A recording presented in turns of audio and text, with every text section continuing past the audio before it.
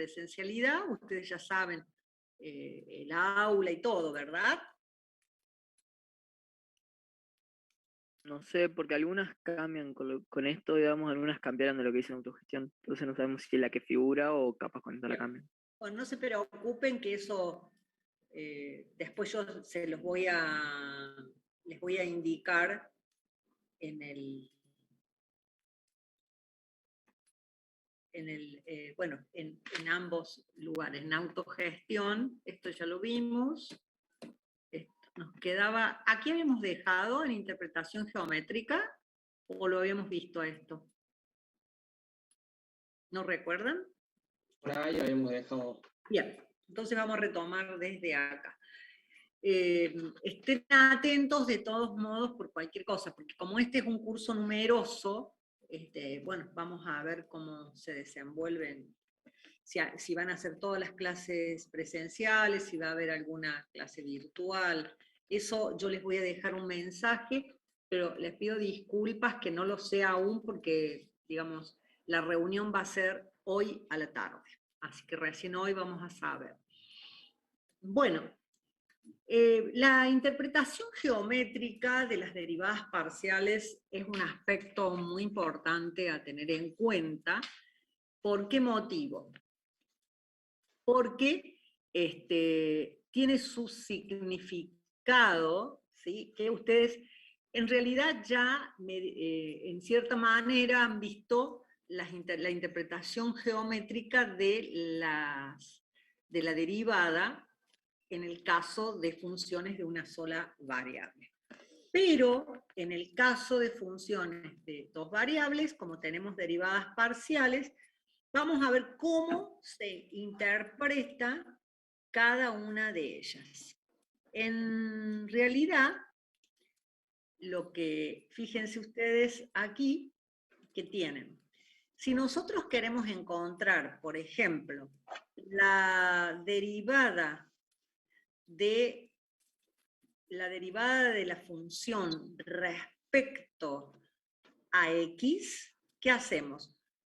Ahí, ¿cómo la mantenemos para hacer la derivada de la función respecto de y?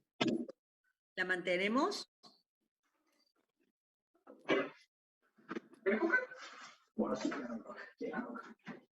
Ayrton, por favor, tenés el micrófono abierto.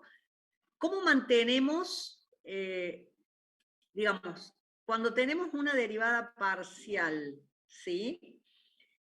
Y queremos encontrar la derivada de la función respecto de una de las variables. Por ejemplo, en este caso, queremos encontrar la derivada parcial de la función respecto de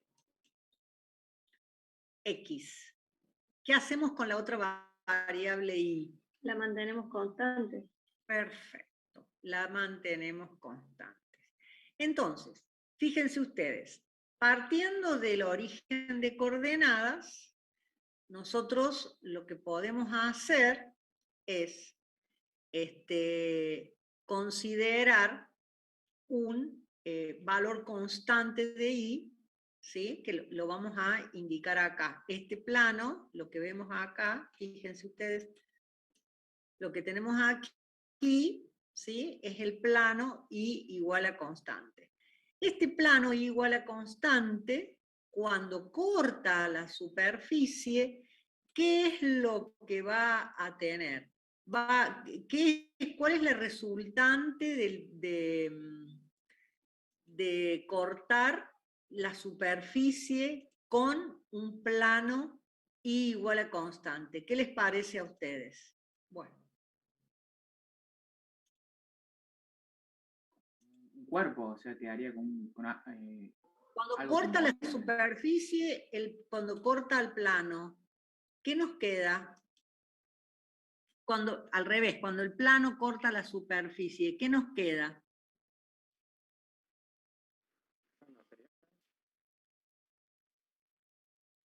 ¿Lo corta en un punto? ¿Se refiere? No entiendo.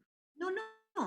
Lo corta en su totalidad, o sea, es como si ustedes tuvieran, supongamos, una naranja con una hoja de papel, ¿sí? Y cortan ¿qué es lo que queda determinado? La superficie es hueca, ¿no es cierto?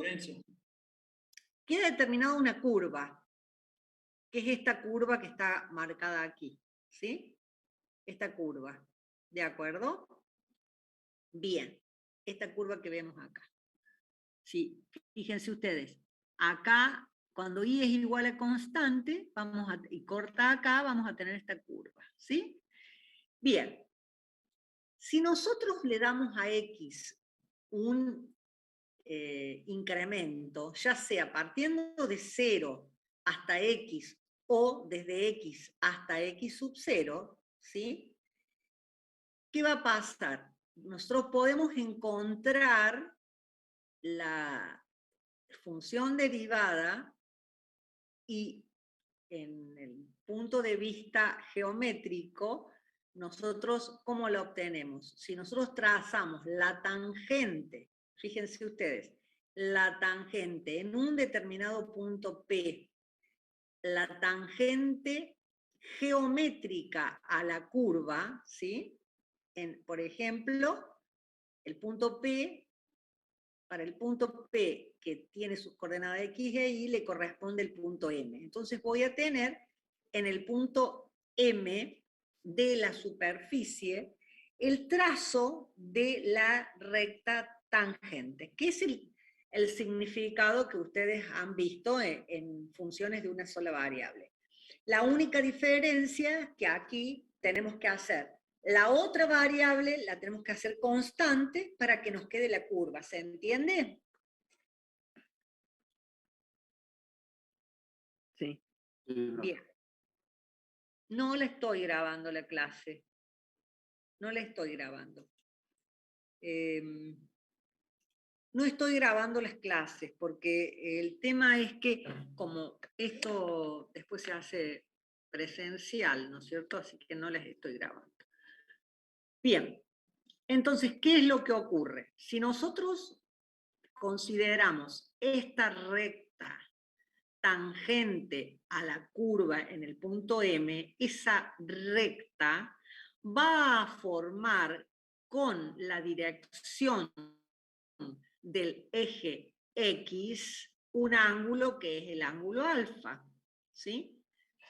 De manera tal que la derivada de la función respecto de, perdón que se me está terminando la batería, voy a enchufar la máquina. Pero observen, fíjense ustedes allí, forma el ángulo alfa, la tangente trigonométrica de alfa vendría a ser el concepto de derivada parcial. Aguarden un segundo.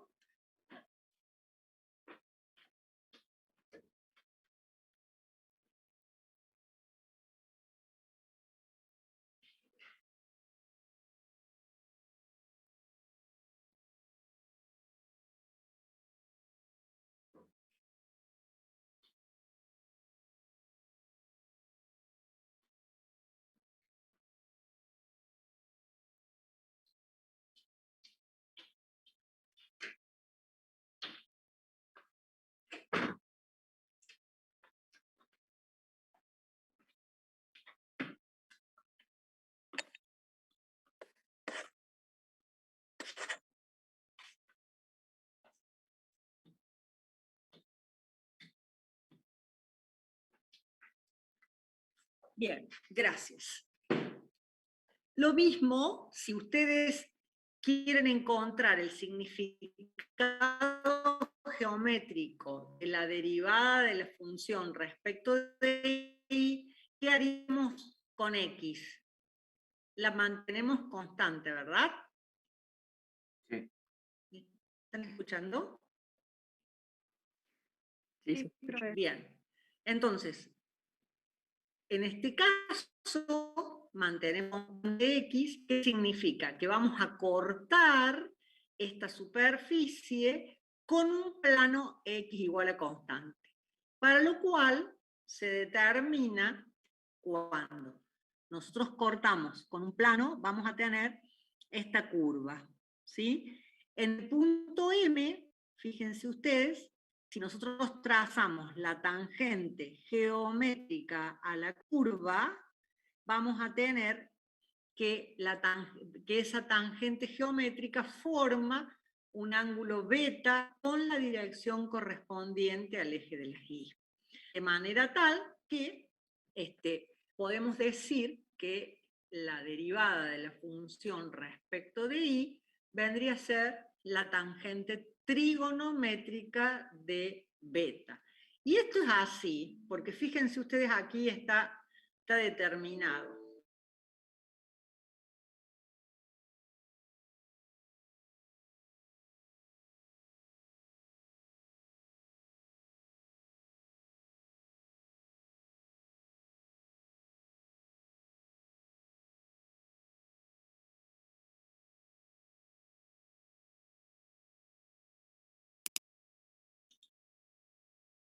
Se cortó la conexión.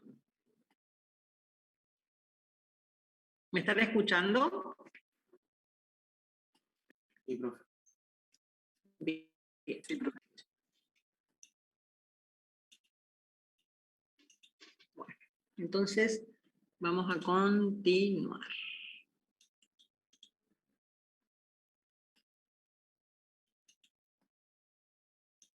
Bien. Les decía, todo eso que les expliqué está en las hojas, en las placas que están a continuación. Fíjense ustedes que cuando nosotros cortamos con el plano X igual a constante, vamos a obtener esta curva, ¿sí? Para este valor de Y, o sea, Y igual a Y, vamos a tener el punto M como, digamos, la proyección, digamos, sobre el corte, ¿sí? Cuando corta vamos a tener el punto M. Si le doy un incremento ahí y obtengo el punto I sub 0, ¿de acuerdo? Vamos a tener el punto T que se corresponde con P2, así como M se corresponde con P. Ahora bien, ¿qué es lo que ocurre? Fíjense ustedes, vamos a tener aquí, sí, sin considerar aún que el delta T tiende a 0, o sea, perdón, el delta I tiende a 0, vamos a tener este triángulo, ¿sí? Cuyo ángulo, el triángulo forma un ángulo con la dirección del eje de las Y igual a φ. ¿De acuerdo? Bien. ¿Qué pasa cuando P2 tiende a P? Cuando P2 tiende a P, esta recta que es secante, la recta MT que es secante, pasa a ser tangente, ¿sí? Y esa tangente, ¿la entienden? En el punto M, ¿sí? Se va a transformar la secante en tangente. Esa recta tangente, que es la tangente geométrica, forma con el eje, con la dirección del eje Y, un ángulo que es el ángulo beta, ¿sí? La tangente trigonométrica de beta vendría a ser la representación de todo esto es lo que yo les estuve diciendo. Vendría a ser la derivada de f respecto de Y. ¿Lo entienden? Profe, no se estaría viendo la presentación. ¿Cómo? Que no se está viendo si está cambiando la presentación o de pestaña. Hay algunos chicos que tampoco lo pueden ver. Qué cosa increíble que me pasa con solamente con estas, con este, hola, ¿sí? No sé por qué motivo, pero no me pasa nunca. ¿Ahora ven? Sí, ahora sí se ve. ¿Lo están viendo? Sí, profe. No es, ¿cómo es esto? Se traba la presentación? Sí, es lo que pasa, que no entiendo por qué. Bueno, por suerte ya va a terminar toda esta historia de la virtualidad. Bueno, todo lo que yo les comenté es lo que está escrito acá, por eso voy a pasar las filminas, porque no es lo que les comenté, ¿no es cierto? Es decir, que acá dice, cuando delta I tiende a 0, el punto T tiende a M, ¿no es cierto? Entonces, el ángulo φ, obviamente, que va a tender a beta, y la tangente trigonométrica de beta es la que justamente constituye la representación de la derivada de la función respecto de I. ¿De acuerdo? Bien.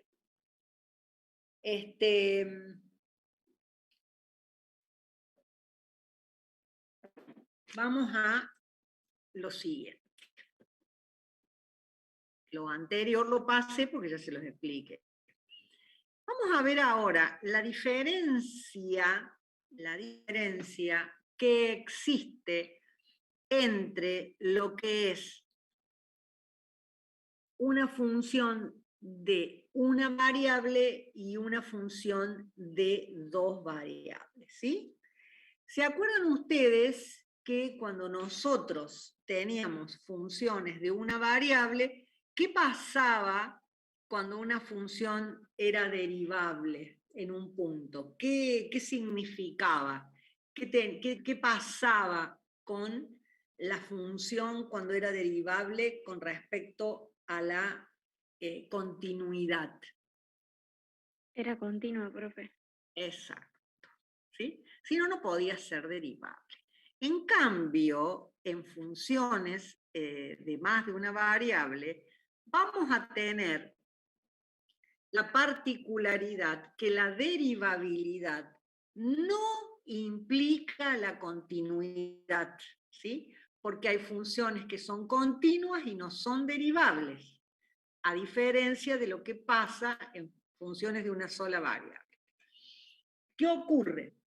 Nosotros vamos a necesitar un concepto más fuerte que el de derivabilidad para asegurar la continuidad de la función. Y ese es el concepto que vamos a ver nosotros a continuación. El concepto de diferenciabilidad. Fíjense ustedes aquí, ¿sí? En este ejemplo, donde tenemos la función esta, que está definida de esta forma.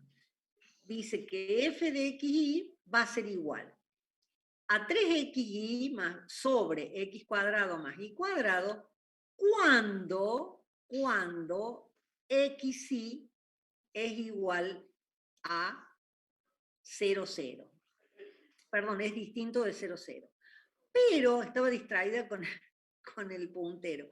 Pero va a ser igual a 0 si xy es igual a 0, 0. ¿Sí? ¿Qué quiere decir eso?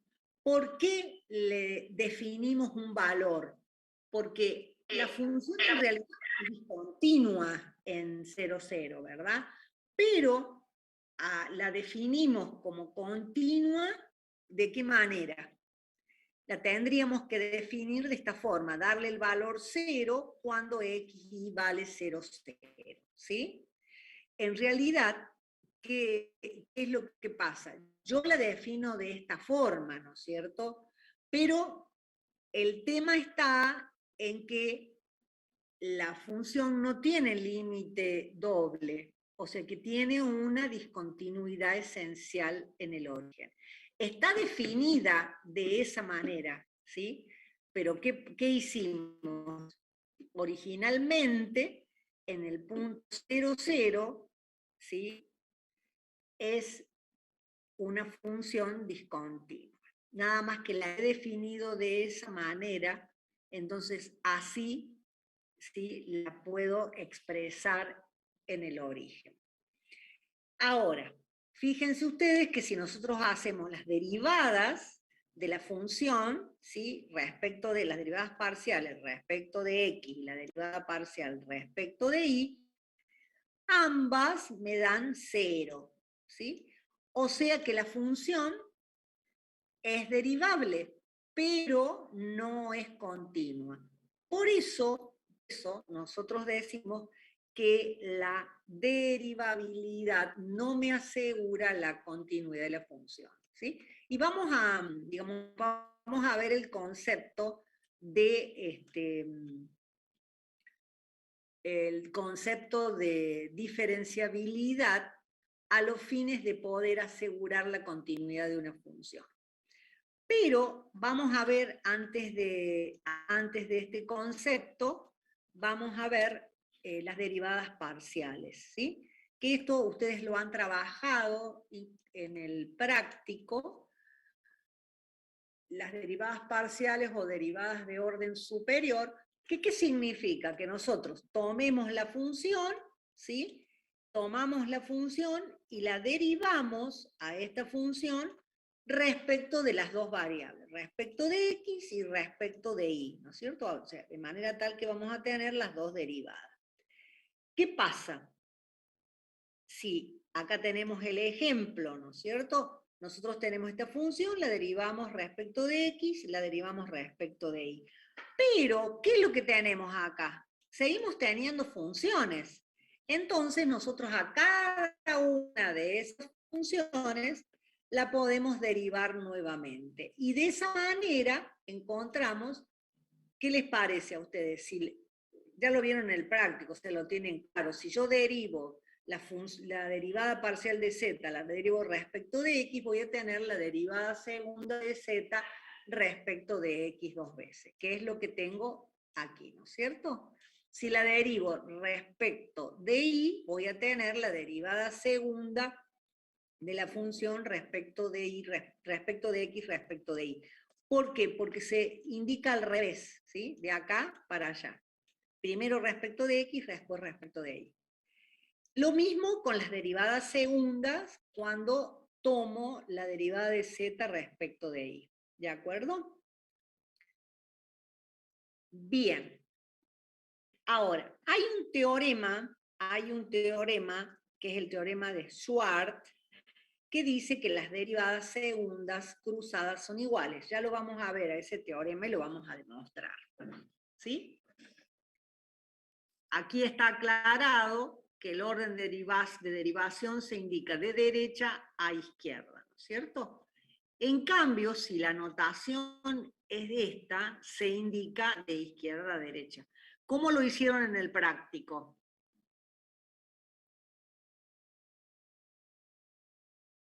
Así también me parece. Así también como. O sea, como les estoy O sea, explicando. la Sí, notación de derecha a izquierda. Perfecto. Cuando usaban esta nomenclatura, ¿no es cierto? Bien, si ahora nosotros tomamos cada una de estas derivadas, también las podemos derivar nuevamente respecto de x, respecto de y, respecto de x, respecto de y, respecto de x, respecto de y, respecto de x, respecto de y. ¿Qué significa? Que voy a tener las derivadas terceras de la función respecto de cada una de las dos variables, ¿sí? Y vamos a tener las derivadas parciales de tercer orden. Nosotros podemos seguir en forma indefinida. Aquí tenemos todas las derivadas parciales y aquí tienen ustedes el ejemplo práctico, ¿no es cierto? Pero fíjense que primero teníamos 2, después vamos a 4, después vamos a tener de las 4, cada una va a tener 2, ¿no es cierto? Y así sucesivamente. De igual manera, cada una de estas también las podemos derivar y así en forma indefinida, ¿sí? Hasta que tengamos 0, ¿de acuerdo? Entonces, ¿qué es lo que ocurre? Si nosotros comparamos las derivadas cruzadas segundas o las derivadas cruzadas terceras, siempre y cuando las derivadas parciales sucesivas sean continuas, el orden no altera la derivada, ¿no es cierto? Es decir, siempre y cuando yo derive respecto, digamos, por ejemplo, en este caso, la derivada tercera de z respecto de y respecto de x dos veces, es igual a la derivada tercera respecto de x dos veces respecto de y. O igual a la derivada tercera respecto de x, respecto de y, respecto de x. ¿De acuerdo? ¿Eso lo corroboraron en la parte práctica?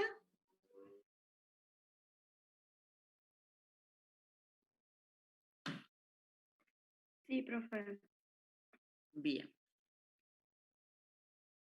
Bueno, entonces, vamos a indicar ahora, vamos a repasar, antes de ver el teorema de Schwartz, vamos a repasar el teorema del valor medio o el teorema de Lagrange que ustedes han visto en análisis matemático 1, ¿sí? Bien. ¿Qué decía el teorema del valor medio o teorema de Lagrange? Este teorema, que es muy utilizado después en análisis 2, ¿qué es lo que dice? Cuando una función es continua, tiene que ser continua en un intervalo y derivable en ese intervalo abierto, va a existir un punto C, ¿sí?, que pertenece al intervalo en el que se cumple la siguiente cuestión, que f de b menos f de a menos f de a va a ser igual a la derivada de la función en un punto intermedio C entre a y b, multiplicada por delta, o sea, el delta, que en este caso sería el delta x, que es b menos a. ¿Sí? Donde C, obviamente, que está comprendido entre a y b. ¿Está claro eso? ¿Lo recuerdan?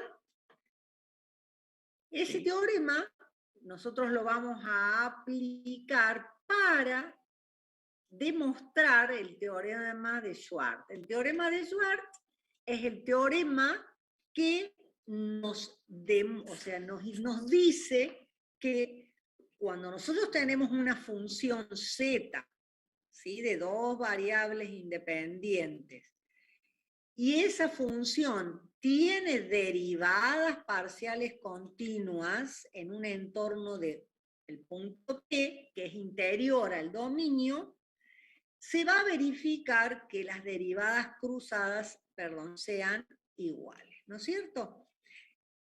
Bien, para demostrarlo, nosotros vamos a hacer lo siguiente. Observen ustedes.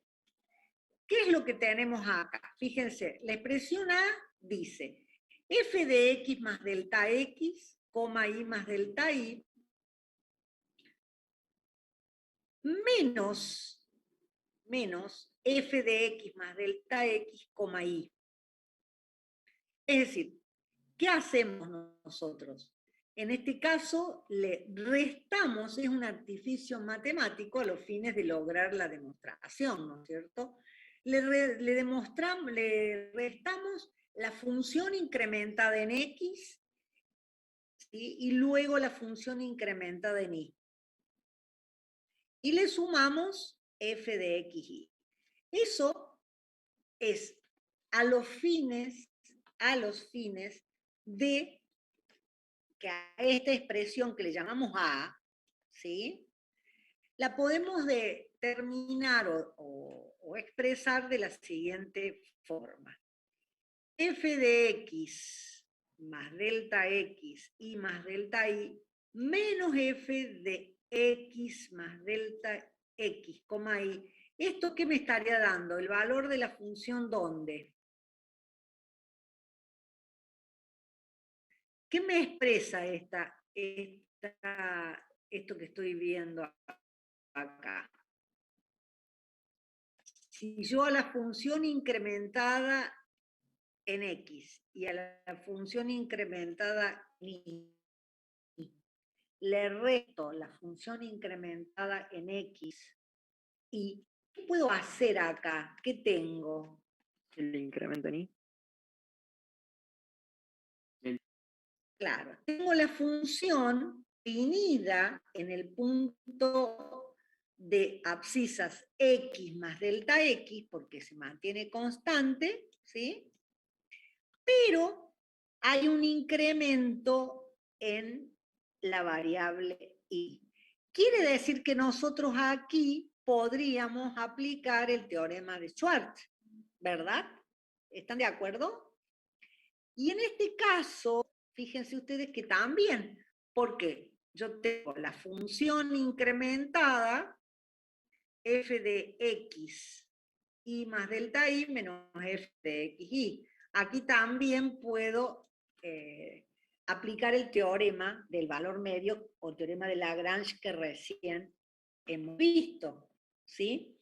Con lo cual, observen ustedes que, por ejemplo, si se hace lo mismo con los dos últimos términos, ¿qué vamos a tener? F' de i, x más delta x, y 1 por delta i, menos f' de i, x y 1 por delta i, donde i1 es un valor.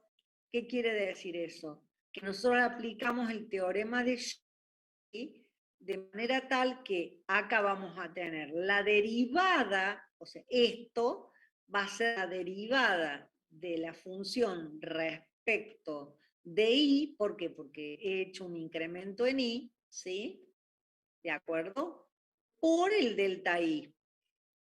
Pero no solamente tengo que tener en cuenta que es en el punto x más delta x, sino también tengo que tener en cuenta que es en el punto que tiene como ordenada I1, donde I1 es digamos, intermedio entre I y I más delta I. ¿Se dan cuenta de eso? ¿Sí o no? No, profe, me cuesta, no terminé de entender. A ver. Vamos a ver cómo se les explico. Fíjense ustedes, acá. Yo tengo, ¿entendieron el teorema de Lagrange? Sí, Bueno, ¿qué tengo para el teorema de Lagrange? La función incrementada menos la función sin incrementar va a ser igual a la derivada en un punto intermedio por el incremento de la variable independiente. ¿Sí? Eso lo entienden, que es lo que sí, vimos acá. ¿Sí? La función incrementada, o sea, f de b menos f de a, este sería el delta f, va a ser igual a la derivada en un punto intermedio multiplicada por el incremento de la variable independiente. Bueno, y acá tenemos lo mismo. Fíjense, ¿qué es lo que tenemos? Tenemos la función que se incrementa, pero ¿en qué punto está? X más delta X, Y más delta Y, y acá es X más delta X, Y. O sea que el delta F es el delta, es un incremento parcial de la variable Y, ¿de acuerdo? sí, Bien. Entonces, por teorema de Schwartz, esta diferencia va a ser igual ¿a qué? A la derivada parcial respecto de y en un punto intermedio entre x más delta x, o sea, y más delta y el punto x más delta x, y. O sea, es un punto que va a estar con ordenada y uno que va a estar entre y delta y. Por eso acá pongo la derivada parcial en un punto intermedio entre estos dos, ¿sí? Multiplicada por el incremento de la variable independiente, que sería delta i. ¿Lo entendieron ahora? sí, sí, sí. Y acá pasa lo mismo, nada más que acá observen que yo tengo la derivada en qué punto, en el punto X, porque X se mantiene constante, y la que varía es Y entre I más delta, o entre I y I más delta I. Entonces un punto intermedio que le llamo f de x y 1, multiplicada por delta I, que es el incremento de la variable independiente I. ¿Sí? ¿Ahora lo entendieron?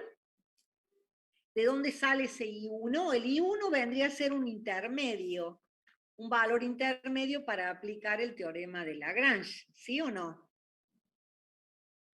Claro, un Sí. poco más. ¿Cómo? Ahora se entiende mejor. Claro.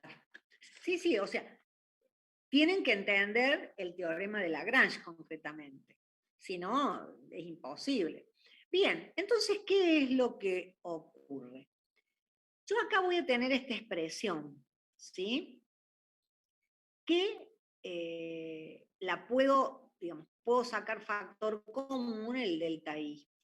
Con lo cual, lo único que hago acá es sacar factor común. Bien. Ahora, si yo miro esto, y bueno, ahí también puedo aplicar el teorema de Lagrange nuevamente, ¿sí?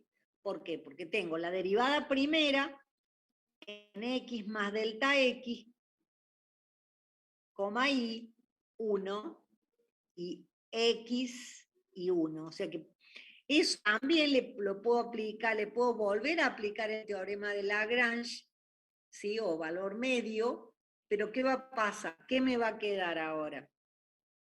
Me va a quedar la derivada segunda de la función respecto de y respecto de x en el punto x1, que vendría a pasar lo mismo, es un digamos, intermedio entre x y x más delta x, ¿sí? E y1, que como dijimos antes, era un intermedio entre y e y más delta y. Bueno, vuelvo a aplicar este teorema, ¿sí? Y tengo la expresión, le llamo 2. Ahora,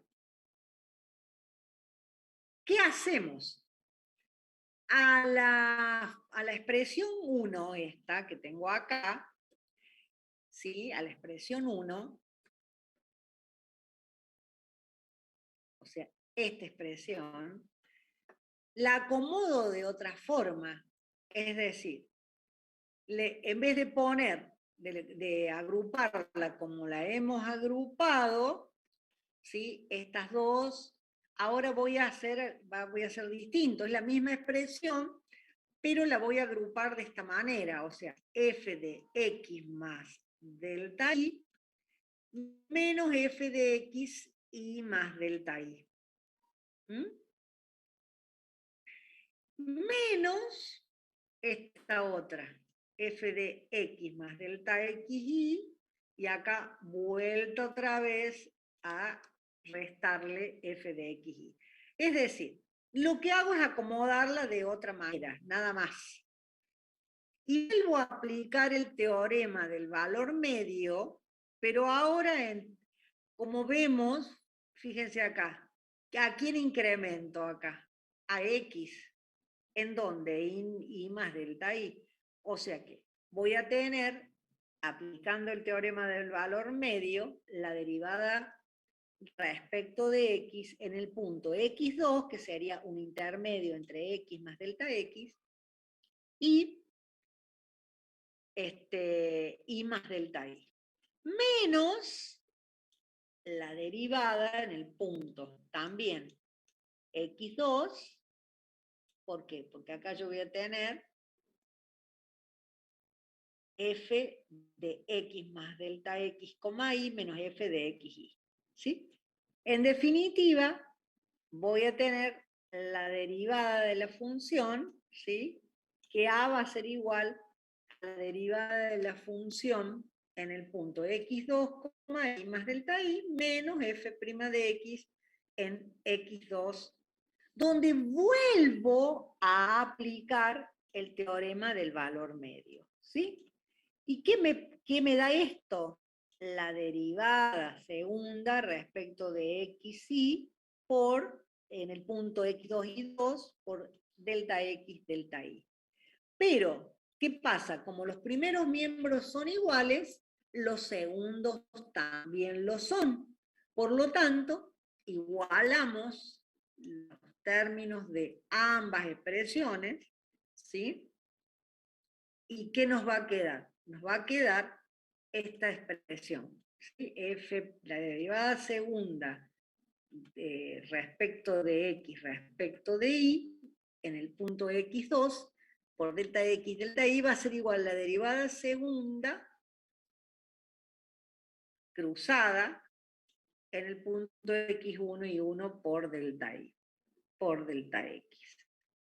Ahora, cuando delta x tiende a 0 y delta y tiende a 0, ¿qué va a pasar?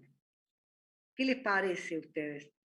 Y bueno, el punto x1 y el punto x2 vuelven a, digamos, al tomar límites son iguales las expresiones. Entonces, podemos nosotros poner que en forma genérica resulta que las derivadas cruzadas son iguales. ¿Sí? ¿Lo entendieron? ¿Sí o no? ¿Entendí? ¿Qué pasa con x1 y x2? Es un punto intermedio entre x y x más delta x. ¿Sí? ¿Qué pasa? ¿Y qué es y2? Un punto intermedio entre y e y más delta y. Y lo mismo x1 y y1. Por lo tanto, cuando tienden a 0, el punto tiende a ser igual. Y expresarlo de esta manera. Como que las derivadas cruzadas son iguales. ¿Lo han entendido? No escucho Sí, que yo nadie sí. con. ¿Cómo? Yo entendí. Bien. Bien. Bueno. Si quieren hacer alguna pregunta, los veo poco participativos, che. A ver, ¿alguna pregunta? ¿No? Bueno. Vamos a ver ahora el teorema de los incrementos finitos, pero aplicado para encontrar el diferencial total de la función. ¿Sí? Quiero que participen más porque es muy feo estar dando clase y que nadie pregunte. ¿Qué les pasa? Yo no aguanto más, profe. Ya estoy ¿Cómo? ansioso con ir presencial. ¿Cómo? Yo ya estoy ansioso con ir presencial, ya no aguanto más. Necesitas las clases presenciales Sí, para tener más atención. ¿O como motivación sería. ¿Cómo? Como motivación. Bien. ¿Estás teniendo alguna clase presencial hasta ahora? No, ninguno tuvimos todavía. No conozco la facu yo. No, no te puedo creer. ¿No has ido nunca a la facultad? No, la mayoría de nosotros nunca fue. O fue para hacer un trámite. Segundo año la vio de afuera, ¿no, profe? Si Yo pudieron. tampoco, profe. Y eso que soy de segundo año ya. Les cuesta mucho. ¿Y cómo les fue con las materias de primer año? A mí me quedaron un par de finales nomás, pero A mí también. Pero les ha regularicé costado todo el resto. mucho. Pero sí, era Además, un acá embole. en casa Y entonces están muy ansiosos para la semana que viene hacer presencialidad. Sí, la verdad que sí. La verdad que sí, profe. Me imagino, sí, me imagino. Yo estoy Sí, dando quiero ver qué onda ya... la facu. ¿Cómo? Sí, quiero ir a ver qué onda la facu, ahí cómo es, como todo eso. Ah, es hermosa la facultad. Es hermosa la facultad. La UTN es muy linda facultad. El patio es hermoso, se van a sentir muy cómodos. Pero bueno, por suerte, la semana que viene ya comienza. Sí, me imagino que es feo. A mí me pasa exactamente lo mismo, chicos. No es fácil estar dando clase a una pantalla y que ustedes no vean, no nos vean, porque yo no les veo la cara. Y si no les veo la cara, no sé si entienden, si no entienden. Entonces, sé que es difícil estar, digamos, atento en una pantalla y más matemática. Fuese otra materia, a lo mejor sí, pero en esta hay que seguir siguiendo el desarrollo, porque en realidad estos desarrollos después ustedes lo tienen que estudiar. Y cuando lo tengan que estudiar, tienen que saber los por qué, ¿no es cierto? Por eso es que yo les voy explicando, ¿de acuerdo? Claro, encima es algo muy abstracto que por ahí cuesta ver o imaginarse, digamos, todo demasiado teórico. Sí, que los desarrollos matemáticos son así. Acá me están diciendo claro, que están viendo, bueno, algunos chicos ya están en la facultad, están viendo la clase desde la facultad. Pero bueno, hay de todo, porque hay algunos alumnos que lo recursan, ¿no es cierto? Pero ustedes se tienen que acostumbrar ya a los desarrollos, porque cambia mucho lo que es el examen escrito a el examen virtual. El examen virtual es como que se les da las opciones, ustedes eligen una opción. Pero no se ha pedido desarrollo. En cambio, en los exámenes presenciales se pide el desarrollo del tema, para lo cual ustedes tienen que tener la habilidad ya adquirida, ¿no es cierto? O sea, de poder este desarrollo, por ejemplo, el que vimos antes, se pide muchísimo esto en los exámenes. O sea, ustedes van a un examen y les dice, a ver, ¿qué dice el teorema de Schwartz? Y justifique la respuesta. Y bueno, ustedes van a tener que desarrollarlo a esto. Antes con la virtualidad no lo tenían que desarrollar, lo que tenían que hacer es acordarse lo que dice el teorema, ¿de acuerdo? O sea, tiene sus ventajas y sus desventajas. Bueno, pero volvamos a la clase. Ahora vamos a ver el teorema de los incrementos finitos o de Lagrange aplicado concretamente al cálculo del diferencial total. ¿Por qué motivo? Porque lo que nosotros recién dijimos, ¿sí? Que habíamos comentado que necesitábamos un concepto mucho más fuerte que la derivabilidad para para definir el tema de la continuidad, bueno, ese concepto más fuerte es justamente el de diferencial total que tenemos acá. ¿Sí? Para lo cual vamos a comenzar para demostrar eso. Fíjense ustedes que yo tengo la función acá, ¿sí? F igual a f de x, y vamos a considerar que x es igual a A y que y es igual a B, ¿sí? Y vamos a tener un delta x que es igual a h y un delta y que es igual a k.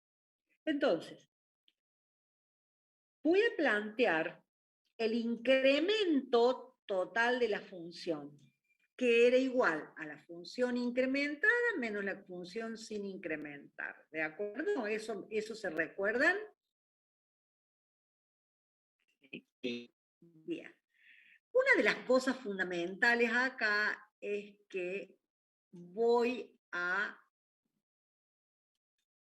suponer que la función f de x tiene derivadas parciales continuas.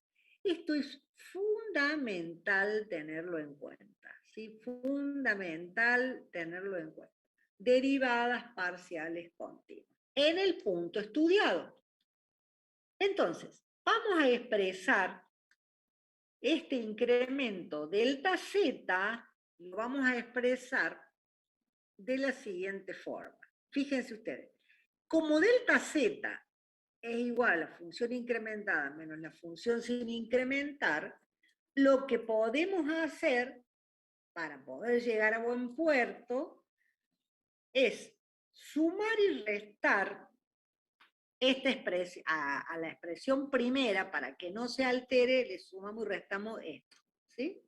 F de A, B más K, le sumamos y le restamos. Con lo cual no cambia. ¿Por qué? Porque es como si le sumáramos 3 y restáramos 3, no se altera. Pero sí, me sirve para que si yo tomo, por ejemplo, f de a, b más k, y le resto f de a, o sea, esta expresión que tengo acá, ¿sí? Puedo aplicar el teorema de los incrementos finitos. ¿Qué le parece a ustedes? ¿Cómo lo plantearían al teorema de los incrementos finitos? Tanto acá, fíjese, ¿a quién estoy incrementando? O sea, función se incrementa, exacto, digamos, la variable que se incrementa es b. Por lo tanto, eso, aplicando el teorema de los incrementos finitos, ¿qué vendría a ser igual? Vendría a ser igual, observen ustedes, f de a, b más k, menos f de ab, como estoy incrementando a la variable i, o sea, que sería b y b más k, eso por el teorema de Lagrange va a ser igual a la derivada en un punto intermedio entre a y el intermedio entre b y b más k. Por eso le llamo acá b más c2k, donde c2 varía entre 0 y 1. Fíjense si lo entienden.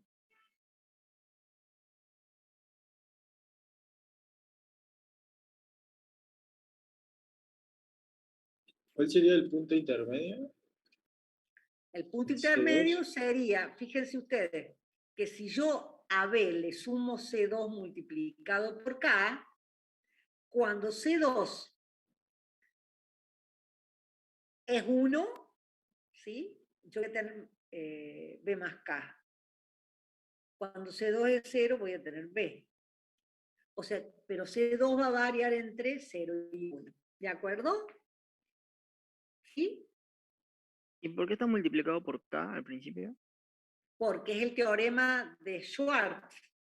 Schwartz dice, perdón, el teorema del incremento finito de Lagrange, no de Schwartz, que dice que yo debo multiplicar, ¿sí?, la derivada por, ¿qué la debo multiplicar? La debo multiplicar por la diferencia, o sea, el incremento de la variable independiente. Esto, ¿sí?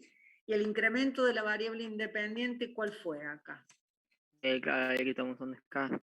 El K. Exactamente. El K.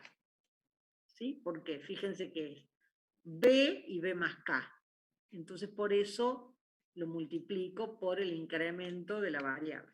Y esto no es otra cosa que la derivada en un punto intermedio entre A, B y A, B más K. ¿Sí? Porque C2 varía entre 0 y 1. ¿Lo ven? Sí. Bien. Ahora, en el primer sumando, en el primer término, me pasa lo mismo. Fíjense que acá también puedo aplicar el teorema de Lagrange, ¿sí?, en A más H y A. B más K se mantiene. Entonces eso va a ser igual, por teorema de Lagrange, a la derivada de, en el punto A más C1H, B más K. ¿Por qué C1H? Porque C1 vendría a ser un punto, digamos, varía entre 0 y 1, igual que C2. Entonces, cuando C1 es 0, tengo la derivada en A, y cuando C1 es 1, tengo la derivada en A más H, B más K. ¿Lo ven? Y acá lo multiplico por H. ¿Por qué lo multiplico por H? Porque es el incremento estamos con el teorema de Lagrange y estoy con el incremento de la variable independiente. ¿Mm? Entonces, a la expresión 3 y a la expresión 4, o sea, a esta expresión y a esta expresión, la llevo a la ecuación 2. ¿La ecuación 2 cuál era? Esta expresión. Cuando yo reemplazo, tengo esta expresión que tenemos aquí, ¿sí? Que no la leo porque, digamos, no tiene sentido leerla hasta la tenemos vista. Ahora, por hipótesis, las derivadas, por eso yo les decía que eso es muy importante, porque por hipótesis, las derivadas parciales son continuas. Para que sean las derivadas parciales continuas, ¿qué tiene que ocurrir? Se tiene que cumplir lo que vemos acá. Que esté definida la función en el punto, o sea, las derivadas, y que sea igual el límite para h que tiende a 0, 0. ¿Sí? Esto ocurre porque la función es continua. Ahora, bien, ¿qué va a pasar acá? Perdón, ¿no? Las derivadas parciales son continuas. Eso es muy importante acordarse. Si yo le saco el límite, ¿sí? Dejo de tomar límite, va a diferir esta expresión que tengo acá, difiere de esta otra en un infinitésimo de orden superior, que es la expresión que tengo aquí. ¿Entienden por qué cuando yo saco el límite difieren en un infinitésimo de orden superior? ¿Qué era un infinitésimo de orden superior?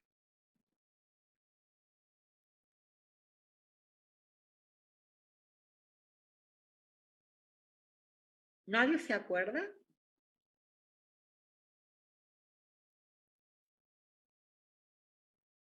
Bueno, veo que nadie escucha, ¿o qué pasa? El infinitésimo de orden superior, ¿me están escuchando? ¿Alguien me está escuchando o no? Sí, Sí, profe, profe. no me acuerdo bien cómo era. ¿Pero nadie Puede se ser. acuerda que es un infinitésimo de orden superior? Puede ser que cuando tendía más rápido a cero.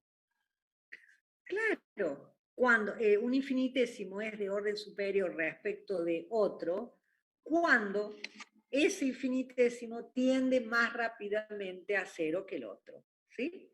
O sea, que si yo digo que gamma 1 y gamma 2 son infinitésimos de orden superior respecto de delta rho, ¿qué quiere decir? Que cuando lo divido por delta rho, eso tiende a cero, ¿sí? Más rápidamente que delta rho, los infinitésimos de orden superior.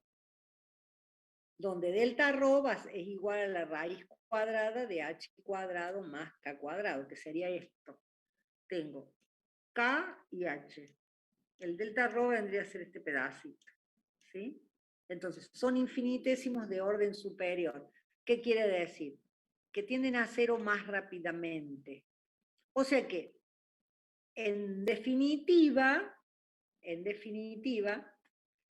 cuando yo paso en limpio toda la expresión, o sea, reemplazo esto y paso en limpio, ¿reemplazo esto dónde?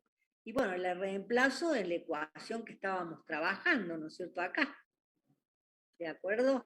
Entonces, nos va a quedar que el incremento delta z va a ser igual a la suma de las derivadas parciales multiplicadas cada una de ellas por h y k, más un infinitésimo de orden superior. Y acá vamos a definir lo que se llama el diferencial, ¿sí?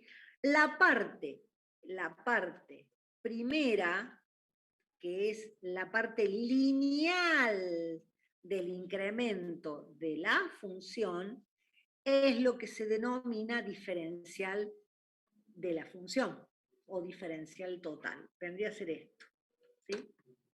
acá tienen esta parte, ¿sí? Que vendría a ser el diferencial que tengo acá. Diferencial de z.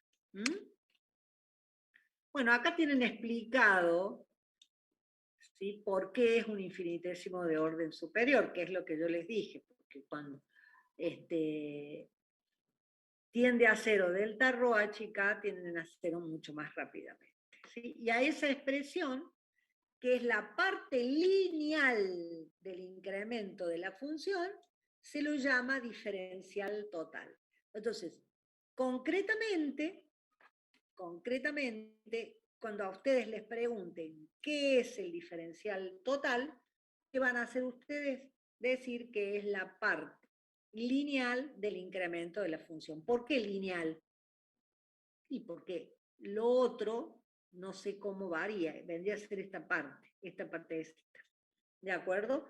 Entonces, la diferencia que ustedes han trabajado en el práctico, la diferencia entre el diferencial total y el incremento, ¿qué va a ser? Un infinitésimo de orden superior.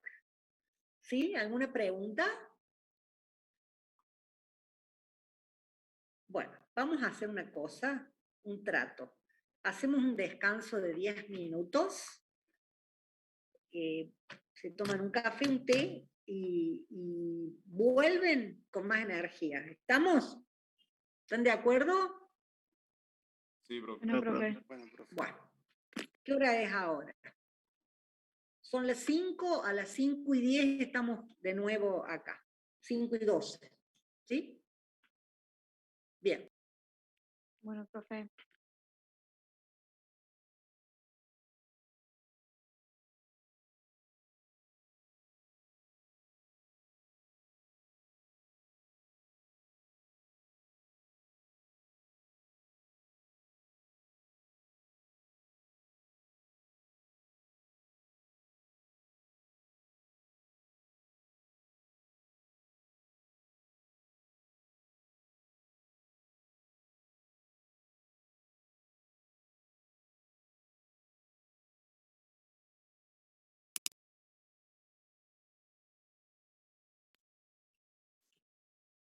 Bueno. ¿Seguimos? Sí, profe. Bueno.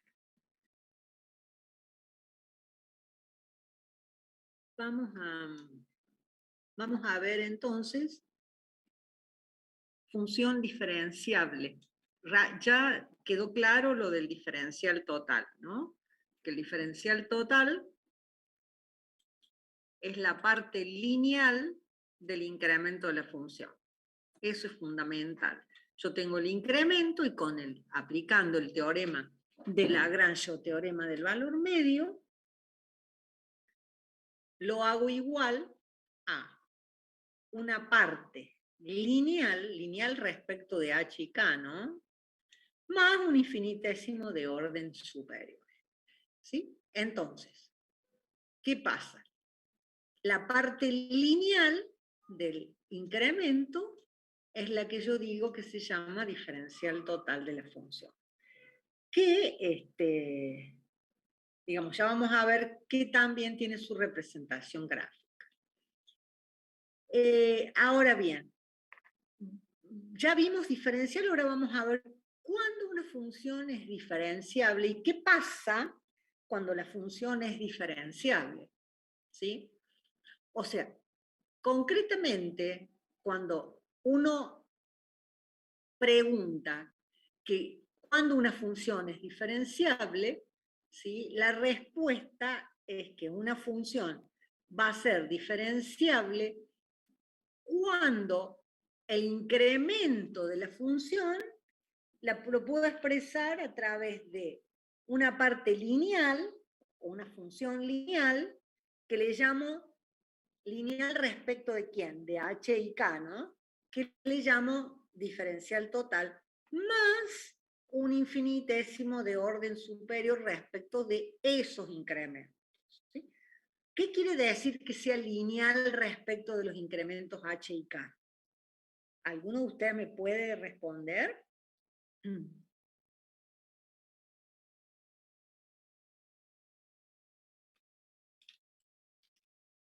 ¿No? ¿No lo saben? Profe, ¿cómo era la pregunta? ¿Qué quiere decir que sea lineal respecto de H y K? Voy a apagar el video para que sea más grande. Sí. ¿Qué quiere decir?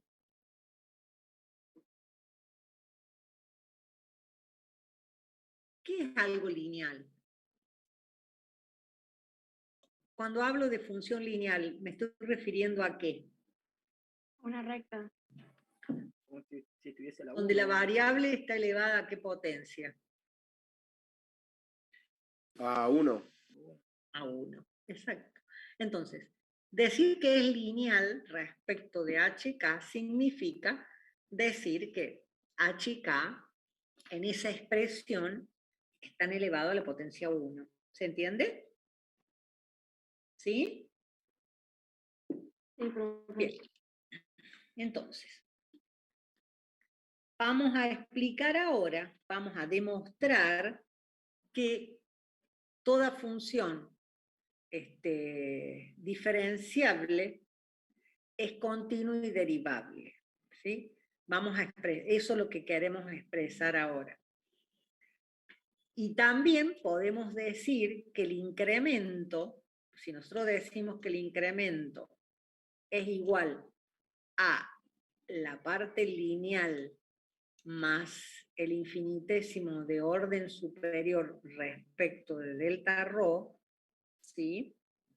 Fíjense ustedes, el diferencial total, ¿sí?, se expresa de esta forma, donde A vendría a ser la derivada de f respecto de x y b es la derivada de f respecto de y. Esto no incluye nada nuevo, es lo que ya habíamos visto, nada más que hace énfasis en este concepto para que a ustedes les quede bien, bien claro que lo que es el diferencial total, que es en la parte lineal, ¿no es cierto?, del incremento de la función. ¿De acuerdo?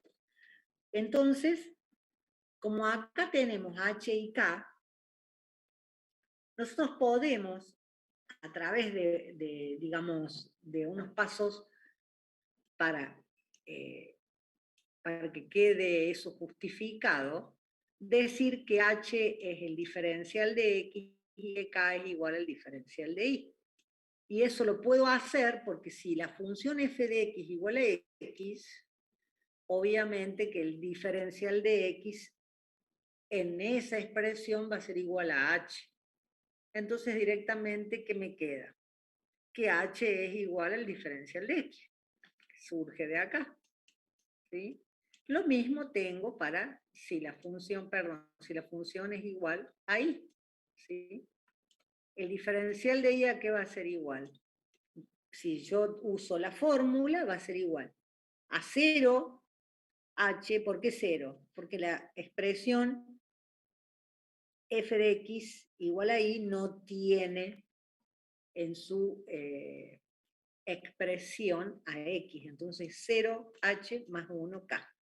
De ahí se deduce que k es igual al diferencial de y, o sea que yo puedo expresar de esta manera el diferencial de z como igual a la derivada, ¿sí?, por, en vez de h le puedo poner acá, puedo poner diferencial de x, y en vez de k puedo poner diferencial de y, ¿sí? Finalmente, fíjense ustedes que me va a quedar la expresión del diferencial de z como igual a la suma de el diferencial respecto a la variable x de la función más el diferencial respecto de la variable y de la función, que vendría a ser, digamos, la mitad es el diferencial respecto a la variable x y la otra mitad el diferencial respecto de la variable y. Ahora vamos a ver la interpretación geométrica del diferencial, pero antes de eso, lo que vamos a hacer es un ejemplo. Ya vieron ustedes diferenciar en el práctico, ¿sí? Sí. Bueno, entonces no vale la pena que resolvamos, eso ya lo tienen claro. ¿Sí? ¿O quieren que lo hagamos? No sé. Ay, ay, ay. Como quiera, profe. No, pero ya lo vieron en el práctico. ¿Lo sí. entendieron o les quedó alguna duda? Yo lo entendí, pero no sé. ¿Cómo? Yo lo entendí y no sé el resto. Bueno, entonces no lo hacemos, porque si ya lo hicieron.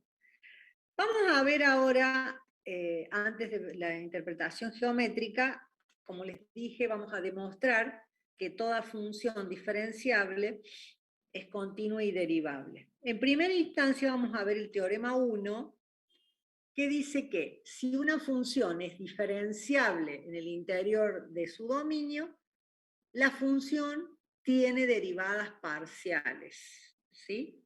O sea que es derivable. Para eso vamos a encontrar la expresión delta z, ¿sí? Delta z, que es igual a A por H más B por K más el infinitésimo de orden superior. Lo que hay que demostrar simplemente es que A y B son las derivadas parciales. Para eso, ¿qué es lo que tenemos que hacer? Y bueno, para eso hacemos primero K igual 0, con lo cual nos queda delta Z igual a A por H más el infinitésimo de orden superior respecto de H. ¿Sí? Divido todo por H y esto en definitiva no es otra cosa más que al tomar límite es la derivada de la función respecto de la variable x. O sea que queda demostrado entonces que la derivada de f respecto de x es a. De la misma forma podemos demostrar la variable f respecto de y es igual a b. ¿Sí? Bien. Entonces, hemos demostrado que toda función derivable es toda función diferenciable es derivable. Por otro lado, vamos a demostrar que toda función diferenciable en el interior de su dominio, entonces la función también va a ser continua en el dominio. Para que una función sea continua, ¿qué sabemos que tiene que pasar? Tiene que pasar que el límite tiene que ser igual al valor de la función. Entonces, el límite, acá tenemos, de f de x más h y más k va a ser igual a f de x. O sea, el límite cuando h y k tiende a 0. Esa es la condición de continuidad. Entonces debemos demostrar, partiendo del incremento, ¿sí? Que es igual a f de x más h más k menos f de x y, que el incremento es igual a, ¿qué cosa? La función lineal respecto de h y k, que vendría a ser el diferencial de z, más el infinitésimo de orden superior, que lo solemos denominar así, con ese cerito y delta rho. Ese es el infinitésimo de orden superior. ¿Sí? Pero cuando h y k tiende a 0, ¿qué va a pasar? Si h tiende a 0, k tiende a 0, estas dos expresiones son iguales y eso es igual a 0. O sea que de ahí podríamos demostrar entonces que despejando que el límite para hk que tiende a 0, 0 de f de x más h más k es igual a f de x, ¿sí? Que no es otra cosa más que lo que arriba habíamos colocado. ¿Mm? ¿Se entiende? Sí, se entiende. Bueno. Entonces, resumiendo un poquito esto, quiero que les quede estos conceptos, que toda función diferenciable es continua y derivable. O sea, lo recíproco no es cierto. ¿Qué quiere decir? Que una función puede ser continua y puede ser que no sea diferenciable, ¿no es cierto? ¿De acuerdo? Pero si es diferenciable, eso me asegura la continuidad. ¿Sí? Eso es fundamental y es lo que estábamos buscando nosotros. Un concepto más fuerte que me asegure la continuidad de la función. Y ese concepto más fuerte es la derivabilidad. Por otro lado, el teorema 2, ¿qué nos dice? Que para que z sea diferenciable, ¿sí?, es fundamental que en el punto AB tenga derivadas parciales finitas, ¿sí?, y las mismas sean continuas en el punto. Es fundamental para que una función sea diferenciable que las derivadas primeras sean continuas. Así que es lo que habíamos planteado al principio cuando hablamos de continuidad de la función. Bien, entonces, las conclusiones. Le he puesto atención para que lo vean, lo lean, para que esto lo sepan, ¿no? Porque si no, es como que es un concepto que es sumamente importante y que lo he repetido varias veces. ¿Qué es concepto? Que la diferenciabilidad asegura la continuidad y derivabilidad de una función. Y que las propiedades recíprocas son falsas, o sea, puede que la función sea continua y no ser diferenciable. ¿Sí? Bien. Entonces, otra condición, ¿no es cierto?, es lo que les dije, que la derivabilidad es ese concepto, esa condición más fuerte que me asegura la diferenciabilidad en el punto. ¿Sí? Por supuesto que vuelvo a repetir, que lo he repetido un montón de veces, las derivadas parciales tienen que ser continuas. ¿Para qué? Para que la función sea diferenciable. ¿Alguna pregunta quieren hacer? ¿Alguien que no entendió algo?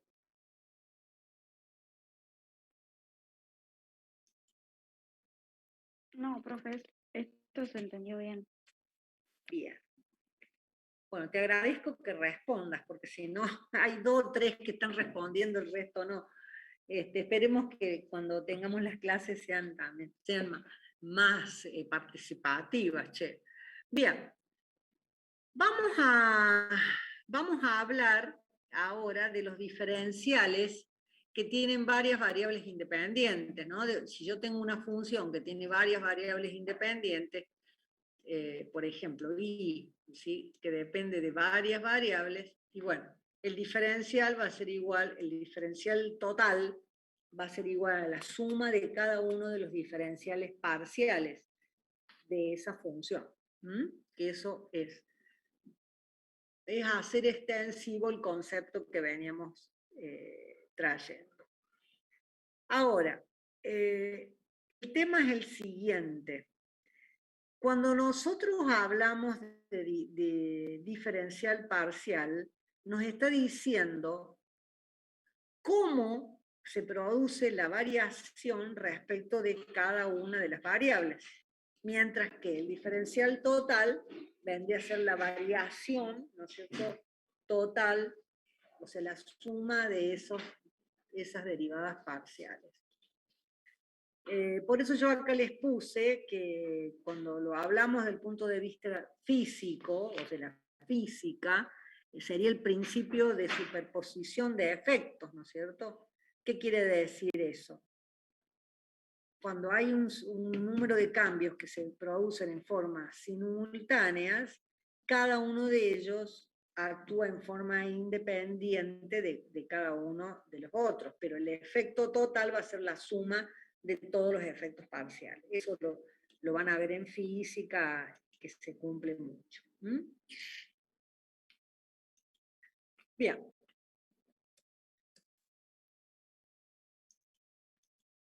El próximo tema es la aplicación del diferencial total a cálculos aproximados.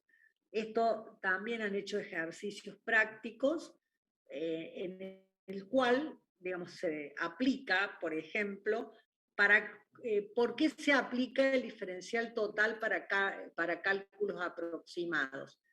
Porque, en definitiva, si yo quiero hacer un cálculo exacto, tengo que aplicar el diferencial, tengo que aplicar el incremento, ¿sí? El incremento me da el cálculo exacto. Por ejemplo, supongamos, hacemos una medición, ¿sí?, de una corriente eléctrica o de una medición cualquiera, y ocurre que hay un error del equipo, del aparato de medición. Entonces, nosotros podemos hacer el cálculo exacto del error viendo cómo se modifica cada una de las variables. O podemos hacer un cálculo aproximado de error a través del diferencial total. ¿Por qué motivo? Porque el cálculo exacto vendría a ser con el incremento y el cálculo aproximado es el diferencial. Entre ambos hay una diferencia que son los infinitesimos de orden superior, o sea que el incremento es aproximadamente igual al diferencial. ¿De acuerdo? Bueno, acá hay un ejemplo, ¿sí? Calcular el volumen de material que se necesita para construir un tanque de forma cilíndrica, no tiene tapa y tiene un espesor de 2 milímetros. Entonces, allí tiene las dimensiones, son las que se indican en el diámetro, es de 400 milímetros, la altura es de 500 milímetros, y el espesor tiene 2 milímetros, ¿de acuerdo? Entonces, el cálculo exacto vendría a ser el volumen que va a almacenar, ¿sí? Va a ser el volumen externo, ¿sí? Donde yo tengo que considerar la resta después del volumen interno, o sea que la diferencia, ¿sí?, es el material que necesito. Ese sería el cálculo exacto. ¿Me siguen? Por eso uso acá el espesor, fíjense, acá y acá, ¿sí? Porque el espesor del material y el volumen, digamos, de material va a ser el volumen externo menos el volumen interno. ¿Está claro? ¿Sí o no? Sí. Bien. Si yo quiero hacer un cálculo aproximado, ¿qué hago? En vez de calcular el volumen, calculo, ¿sí?, el diferencial de volumen. Que el diferencial de volumen va a depender de dos variables, dado que el volumen es pi diámetro al cuadrado por h sobre 4, y bueno, el diferencial va a ser igual a la derivada respecto de d, ¿sí?, y la derivada respecto de h.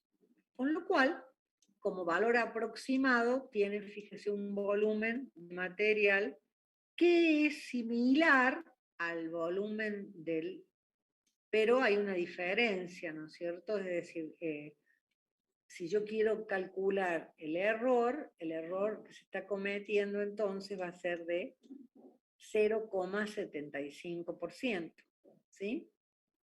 ¿Lo ven?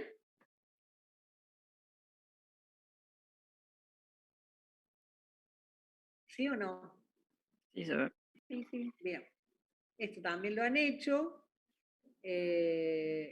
Acá hay otro ejemplo de un triángulo que se comete un error en la medición de cada uno de los catetos. Entonces, quiero calcular el error que se comete para calcular el área de ese triángulo.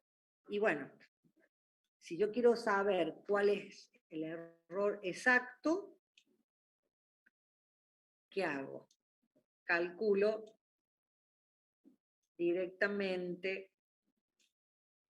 por ejemplo, cuál es el error que se comete haciendo el delta, considerando directamente el error en cada una de las mediciones. En cambio, o sea, el delta área, ¿no es cierto? O sea, para lo cual vamos a tener, al hacer el delta área, vamos a tener X más H y más K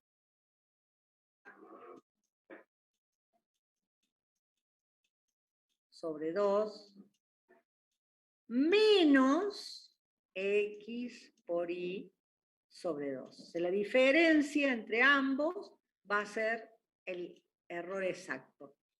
Y el error aproximado va a ser usando el diferencial de área. O sea que esa sería la aplicación que se tiene en cuanto a el tema del uso de esto como cálculo de error. Bien. Profe, Sí, sí. ¿Alguna vez vamos a tener error como más menos o siempre va a ser de un signo? no. Puede preciso? ser más o puede ser menos. Ah, bien. Está muy bien tu pregunta. ¿Por qué motivo? Porque eso normalmente si no te dice nada, ¿sí? Lo consideras como positivo. Pero si te dice, o sea, puede ser un error en menos o puede ser un error en más. ¿De acuerdo? Bien, gracias. Sí, Perfecto. gracias. Bien. Bueno, vamos a ver ahora, en el tiempo que nos queda.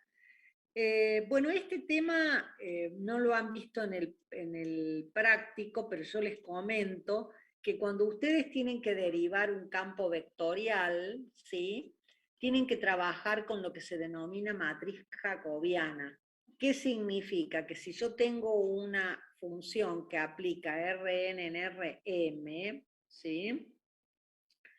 Entonces, en ese caso, si aplica Rn en Rm, ¿qué es lo que ocurre? Nosotros vamos a tener n que nos decía, la cantidad de variables, x1, x2, x3, xn, y m que nos dice la cantidad de funciones, f1, f2, f sub m, ¿de acuerdo? Ahora bien, para encontrar la derivada de este tipo de campos vectoriales, lo que tengo que hacer es derivar cada una de estas funciones, f1, f2, fm, respecto de cada una de las variables que tenemos, de las cuales depende la función. O sea, fíjense, esa matriz se denomina matriz jacobiana. ¿Sí? ¿Dónde?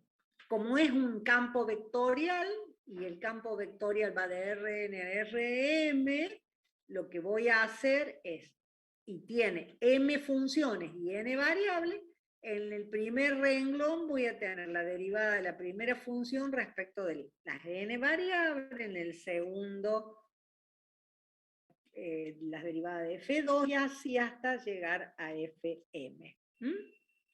Entonces, sí, después lo vamos a ver a esto, pero digamos lo que significa es que vamos a tener la derivada de f respecto de la variable x1, la derivada de f respecto de x2 y así sucesivamente. ¿Sí? Esto creo que no lo han visto en el práctico. Después el concepto que voy a aplicar acá es el concepto de gradiente. En realidad el concepto de gradiente, ¿qué nos está diciendo? El gradiente es un vector, ¿no? Es un vector que está asociado a una función escalar. Y ese vector gradiente tiene tantas componentes como variables haya. Por ejemplo, x1, x2, xn, etc. ¿Sí? En el caso de 3 variables, el vector se indica de esta forma, y en el caso de 3 variables voy a tener la derivada respecto de x, la derivada respecto de y, la derivada respecto de z. Acá, ¿sí? Hay un error acá. Bien.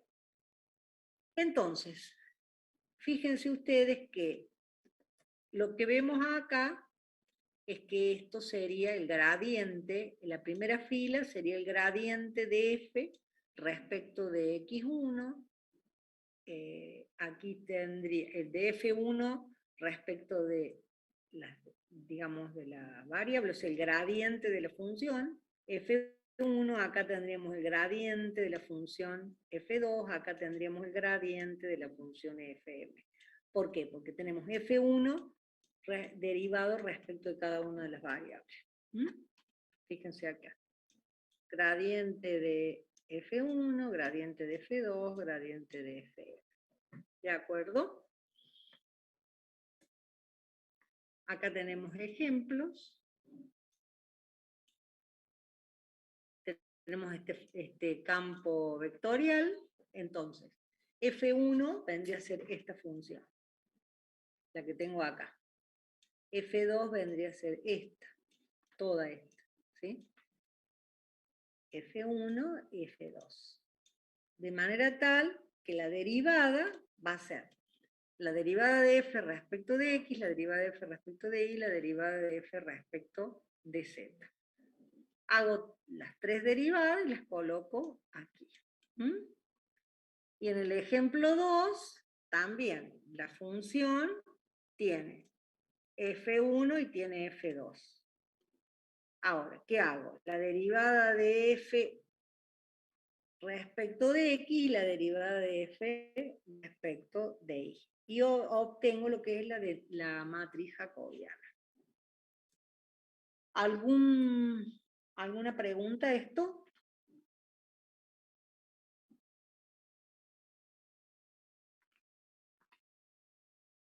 ¿Nada? No, nada, Por mi parte no, profe. Bueno, nos está quedando, ¿cuánto nos queda? Nos quedan 10 minutos. Vamos a ver, como para que ustedes tengan una idea, el tema de plano tangente y recto normal a una superficie, que es el tema que tenían que ver ustedes en la clase de ayer. Pero ¿tienen subido el material ustedes o no?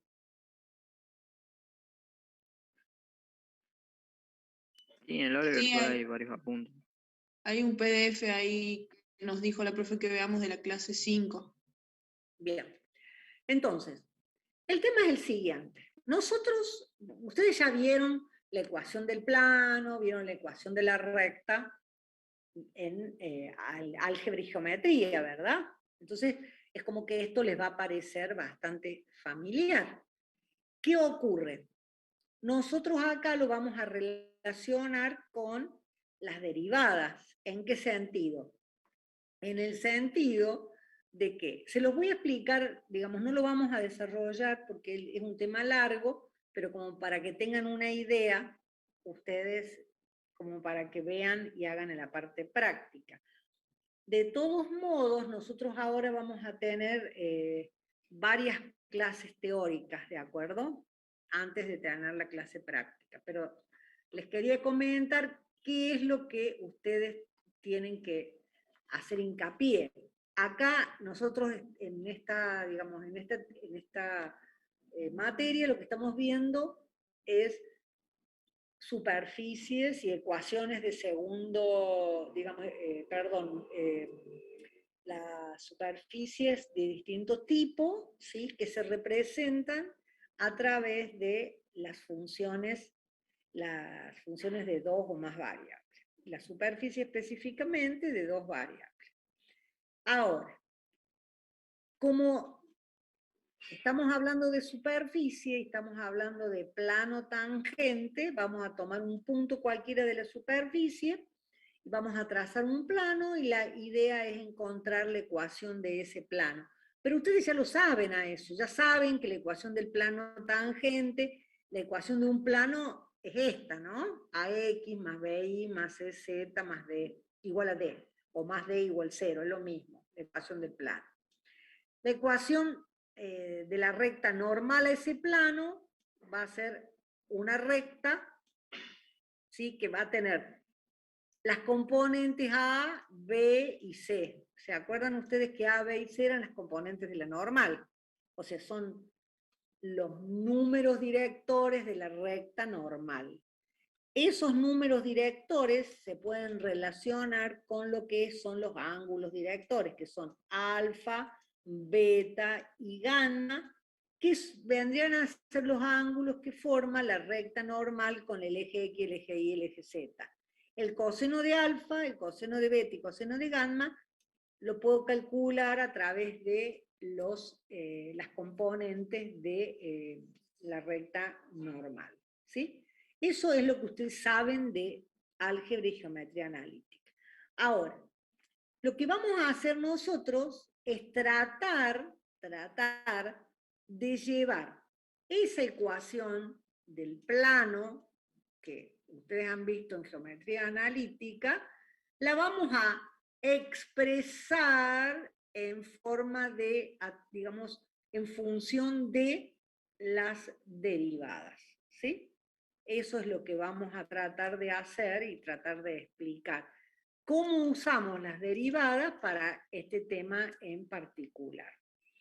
Ahora, para eso, nosotros vamos a establecer una relación entre la expresión del diferencial, que el diferencial nosotros ya sabemos a qué es igual, ¿no es cierto? El diferencial de z, que es igual a las derivadas respecto de x por diferencial de x, o lo que es lo mismo, el diferencial de f respecto de x por el delta x, o más el diferencial de la función respecto de y por el delta y. Fíjense ustedes que el delta x yo le puedo expresar como x menos x sub 0, al delta y como y sub 0, y a diferencial de z como z menos z sub 0. Entonces, reemplazando estas tres cuestiones acá, ¿sí? Vamos a llegar a la expresión del diferencial, que vendría a ser la expresión del diferencial, ¿sí? Que coincide, fíjense ustedes, con la ecuación de un plano, ¿sí? En el punto M de coordenadas x0, y0 y z0. ¿Se acuerdan de esto? Sí. Bueno, vamos a hacer una cosa. Esto en realidad lo debieran repasar, así que vamos a aprovechar la instancia para poder llegar a buen término, ¿no es cierto? Porque en realidad tenemos que llegar después a estas ecuaciones, pero lo que les voy a pedir es que, en todo caso, como tienen que hacer lo otro, repasen las ecuaciones estas de los planos, que son de lo que han visto en primer año, ¿sí? Para poder después expresar el plano tangente en función de las derivadas. Porque simplemente lo que se hace es hacer una comparación de ecuaciones, ¿no? ¿Lo entienden eso? Sí, eso se entiende. ¿Cómo? Que sí se entiende, o sea, se ve. Bien. Y de esa forma van a llegar ustedes a la ecuación del plano tangente, comparando la ecuación, digamos, que teníamos del incremento de la función con la ecuación del plano, del plano en general, podemos encontrar la ecuación de este plano, que es el plano tangente. ¿Por qué motivo decimos que es el plano tangente? Porque justamente tenemos sus números directores, ¿no es cierto?, que son las derivadas. Y la recta normal va a tener su ecuación simétrica, donde obviamente que vamos a tener también las derivadas parciales y el 1 en esta zona, cuando la expresión de la función, ¿sí?, es igual a z igual a f de x. Bien. Bueno, después encontramos lo de la recta normal, pero esto se los voy a explicar la semana que viene, el martes. Esperemos que vamos a retomar todo esto, por eso vamos a ver el martes plano tangente y recta normal, ¿sí? De nuevo, va a ser el tema del martes, de manera tal que ustedes puedan, yo quiero que refresquen los conceptos para que el día martes tengan claro los conceptos digamos, de álgebra, ¿no? Y geometría, para que no tengamos que ponernos a repasar. ¿Están de acuerdo? Sí, bueno, chicos, estén atentos a la página, digamos, virtual, a ver qué nos depara el destino en cuanto al tema de, bueno, de la continuidad de las clases, ¿sí? Que tengan buen fin de semana, felices Pascuas, aprovechen el fin de como para estudiar, ponerse al día también, ¿de acuerdo? Bueno, Bueno, chicos, profe, felices chao, Pascuas. buenas tardes. nada más. Nos vemos, profe. Igualmente, chicos. Voy a finalizar entonces. Gracias.